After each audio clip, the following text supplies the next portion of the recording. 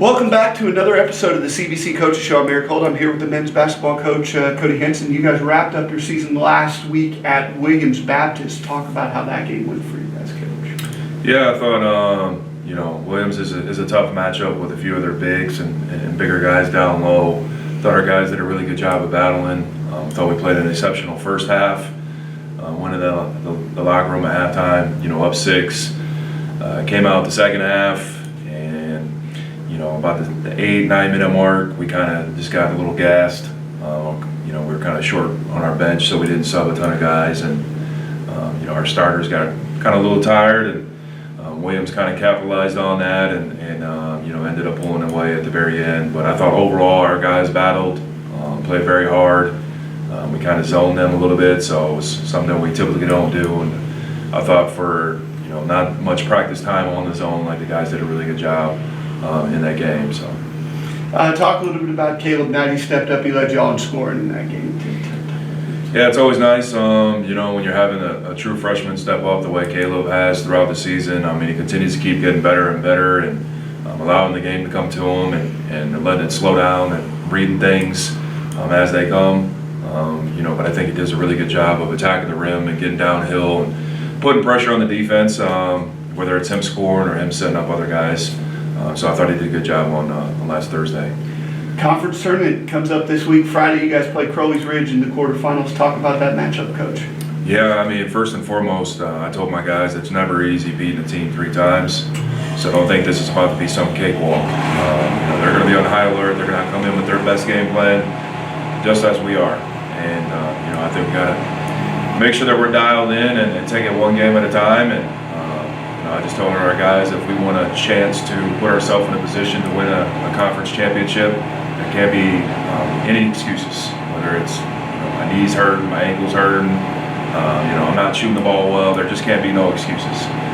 So we just got to be on high alert. Come Friday, I think it's going to be a good matchup. Both games that we played against them was like a kind of around a 10, 11-point game both times. But good quality team that's going to run their offense to the tee. They're going to play at their own pace. And just got to make sure that we're on our P's and Q's defensively, and then offensively we just got to run our stuff and share the basketball. And I thought the second time we played them here on the senior night was actually our best shooting performance we've had all year. We had knocked down 15 threes. So and I thought we did a good job of sharing the basketball that game. So we just got to continue to keep expanding on that going into the conference tournament. Coach, thank you very much for joining me. We'll be right back with Corey Heffentrigger right after this. Welcome back to the CBC Coaches Show. I'm Erik Holth. I'm here with Corey Heffentrigger, the head women's basketball coach. You guys have played 4 games since the last time we talked. Talk about those games for us, Coach. 4 games. 2 of them have been against the same team, Stevens. All of them against the top teams in the conference, the top 3. But our kids have battled hard throughout them. I think personally it's been good for us to end with some of the top teams in the conference as we prepare for the upcoming tournament. So the kids are getting better and better each game and starting to figure out and kind of adapting to kind of the play style that we want to play against those teams. So I'm proud of them. We didn't get the outcome we wanted, but we definitely grew from them. Reagan has had some records that she's broken lately. Talk about Reagan this year. She has. Reagan's kind of stepped into, a role that we really need to fill by playing the big spot at kind of 5'9". And she worked on that this summer. She has been able to score on the outside and score inside, and that's really opened up her game tremendously.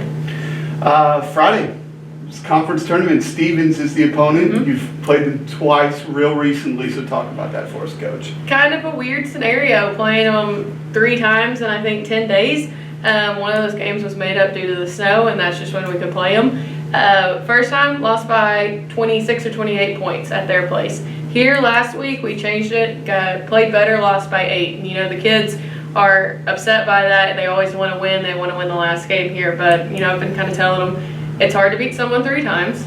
And if you're going to win one, you want it to be the tournament because whoever loses is done for the year. And I think they have a really good shot at winning. I know they're the 3 seed and we're the 6th. But I think we're kind of figuring it out. We match up well. And a lot of people probably think I'm crazy. I liked playing them on Monday and last Saturday if we're going to play them in the tournament because it was almost like a prep round for the big game that truly matters. So they're physical, they're well coached, and they're going to really try to push the ball. But our girls, we've been working on getting mentally tough this week and physically tough this week, so I'm excited for it.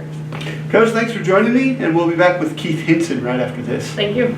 Welcome back to the CBC Coaches Show. I'm Erik Holth. I'm here with Keith Hinson, the softball coach. You guys have gone 1-5 since the last time we talked. You played Bethel, Freed-Hardeman, and Texas A&M Texarkana. Talk about those for us, Coach. Yeah, it was not a good run for us for sure. We've had a little injury bug in our team. We've also had some injuries, so we're fighting through a pretty difficult situation right now. I hope we're able to get some of our players back and be at full force. Don't get me wrong, the players that stepped up did a decent job, but we just got to clean up. Anytime that you move your lineup up a little bit, they have to learn to work together. We made way too many errors, and then also too, our pitching staff needs to get a little bit better when we're going forward. I'm not taking anything away from the teams we were playing because they were good teams. Texarkana's ranked. Freed-Hardeman had votes to be ranked, and we actually got to play them before they played a lot of games. I think you'll see them come up in the poll later. But we should have done better than what we did. We just gotta clean up some of our errors, and we gotta get our pitching up to par. Tavia Bradley's been performing really well in the leadoff spot for you, and then Emma Fenley, a freshman pitcher, stepped up in a big way. Talk about those two. That's right. T's done an excellent job on there, and Emma's actually the pitcher that got hurt.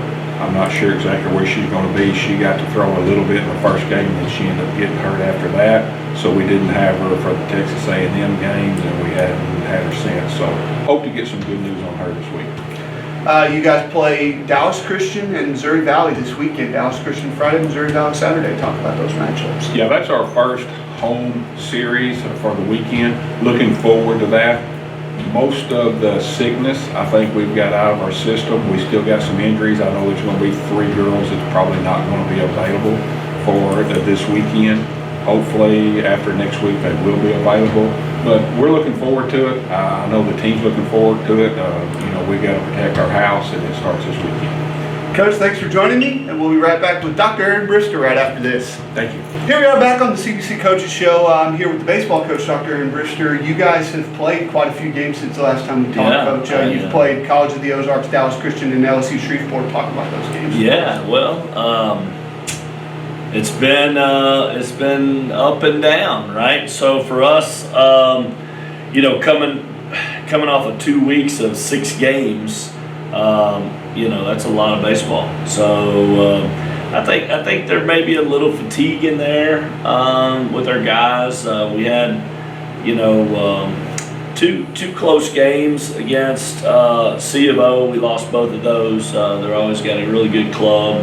My buddy over there, Neil, this is his last season. He's retiring after 42 years of coaching baseball. Great guy. But they're always a great team. And man, we didn't play a good game of catch. We made some errors. They were costly. Had pitching was decent in both of those games. We just didn't get the key hits. I think we left maybe 9 runners on base, scoring position, those kind of things. So hard to win those games. You just got to play a better game of catch. Coming into the weekend, Dallas Christian, really good.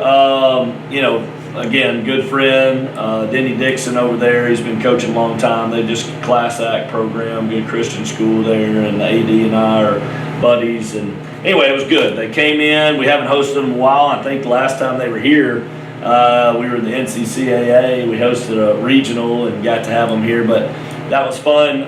First 2 days, Aiden Jones, freshman coming out, just throwing a gem again. I think he gave up 6 hits and 3 earned. We end up beating them, and he threw a CG again. So, man, he's bulldogging it out there. He's keeping his pitch count low. He's really rocking really well. In fact, we were getting ready to start the 6th inning, and he was like at 49 pitches. I said, well, how many pitches anyway? So he's really filling up the zone. Now, crazy stat that helps that when you're a pitcher, we turned 6 double plays that day, and so that really says a lot for our infield. Working hard on that. That's fun. When you see good defense, good pitching, you usually win games. And so first 2 days, the second start of the second game, Franklin Sosa came out, a little bit of rocky start. We brought in Eric De Jesus. It was good for him. Had some middle innings, man. Got some outs, got out of a jam, did well. And then Jamin Smith came in, did really well. So we were excited about that and watching him really get a feel for the mound. I mean, he's going to be a strong help out of the bullpen there that we really need to solidify some wins. So next day, let me back up. So great game of catch those 2 games. Lack of errors. I mean, we had 20 hits in 2 games. We turned it on, and really played well. Next day, we kind of reverted back to bouncing around a little bit. No excuses being made. We got to put our nose in the glove and the baseball and catch that ball. So 3 errors first game, 3 errors second game, end up upending that. When you make costly errors, untimely errors, a good team will expose those errors, and that's exactly what DCC did, Dallas Christian. So tip our hat to them. I mean, I think starting pitcher had 1 or 2 earned, and then the starting pitcher only had 1 or maybe 1 earned, but gave up 4, 5, 6 runs because of errors, right? So we made an error and then a timely home run afterwards, or made an error, then a walk, then we get 2 doubles, something like that. But we're kind of scratching and clawing, trying to figure out who we are. It's just dropped below 500. Played the national champions yesterday at LSUS. Really good club, and Brad does an excellent job with them. And I love, if you're gonna beat the best, you got to play the best. And so I've always had that theory, and so we enjoyed going down there playing those guys. Really fast field, fast turf, fast outfield, and they're a fast team and a good hitting team. And Trey Watson, I will say this, the stat line doesn't say what really happened, but man, he pitched an excellent game. I made a bad decision on an inside fastball, tried to beat a guy, and I think still may be going. Sorry. And he hit a home run, and then, and that was okay because Trey battled right back. Here he comes, man. He's throwing his spinner a lot. We threw his slider probably, 69, 72% of the time, and just kept him off balance. But, man, top team in the country, number 1 rated team in the country. They find a way to do it. I mean, they're getting guys on. They get 2 guys on, no outs.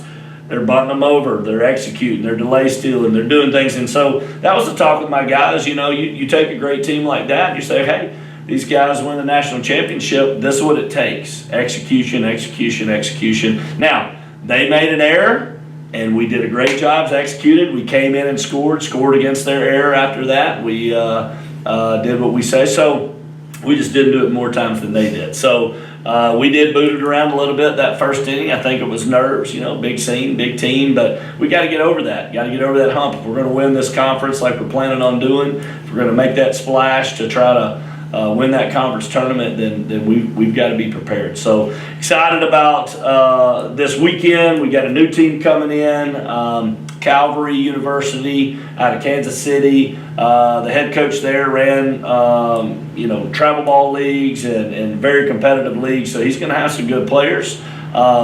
We don't have a lot on them. We've seen a couple teams have played them. It's a new season for them, but he called me early, said, man, we want to play some other Christian schools. Let's get going. I said, well, come on down. So hopefully that'll be a good series for us. Back to wrap up the CBC Coaches Show this week, I'm with wrestling coach Ken Prophet. You guys had the Sooner Athletic Conference Tournament this past weekend in Fort Worth. Talk about that for us, Coach. Yeah, we kind of knew going in. We was the youngest team going in there. Lined up a bunch of freshmen and lack of experienced freshmen, but we had guys that come out. Alex Lopez finished 4th. Heavyweight finished 5th. Mason, had a concussion majority of the second half of the season. He ended up finishing 5th as well, and 6th place with Charles. So overall, finished 5th as a team. Not the exact results we were obviously aiming for, but again, for the caliber team that we had this season, we did okay. Talk about your season overall, some of the things that you took out of the season and some of the improvements that were made throughout the year. Definitely. I mean, growth and development is always one of our pillars, to make sure the guys are growing mentally, physically, and spiritually. And I think we've hit those pillars for sure. I'll say this, it definitely motivated the guys to see the competition and see where we are compared to where we need to be. This off-season training is going to be fantastic for that. But we had some, some solid victories. Guys had certain wins and certain accolades that they can take with them, put a badge on their chest. Overall, hardworking young men. They battled every match, every competition, and just it's one of those deals where we were definitely underdogs and overlooked. That definitely should not be the case next season. Well, Coach, thanks for joining me all season. Thanks for you guys for watching. We'll be back next week again on Monday. Thanks for tuning into the Coaches Show this week. We'll see you again.